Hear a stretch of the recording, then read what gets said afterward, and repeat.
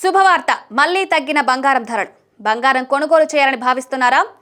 గత కొన్ని రోజులుగా పెరుగుతూ వచ్చిన పసిడి రేట్లు నేడు దిగివచ్చాయి.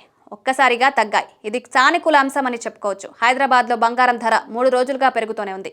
ఈ రోజు మాత్రం బంగారం ధరలు తగ్గాయి. 22 క్యారెట్లో బంగారం ధరలు 2 కూడా దిగివచ్చాయి. డిసెంబర్ 28న చూస్తే 22 క్యారెట్ల బంగారం ధర 150 మేర తగ్గింది.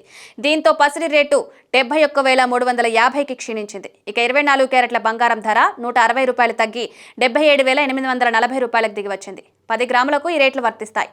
బంగారం ధర బాటలోనే వెండి ధరలు కూడా నడిచాయి. సిల్వర్ రేట్ నేడు 100 రూపాయలు తగ్గి 99,900లకు తగ్గింది. కేజీకి రేట్లు వర్తిస్తాయి. విశాఖపట్నంలో కూడా బంగారం వెండి ధరలు దాదాపు ఇవే స్థాయిలో ఉన్నాయి. జ్యువెలరీ షాప్కి వెళ్లి బంగారం కొనాలంటే ఈ ధరలకు అదనంగా చెల్లించుకోవాల్సి ఉంటుంది.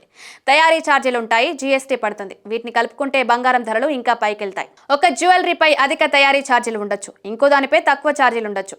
అందువల్ల ఈ విషయాన్ని కూడా గమనించాలి.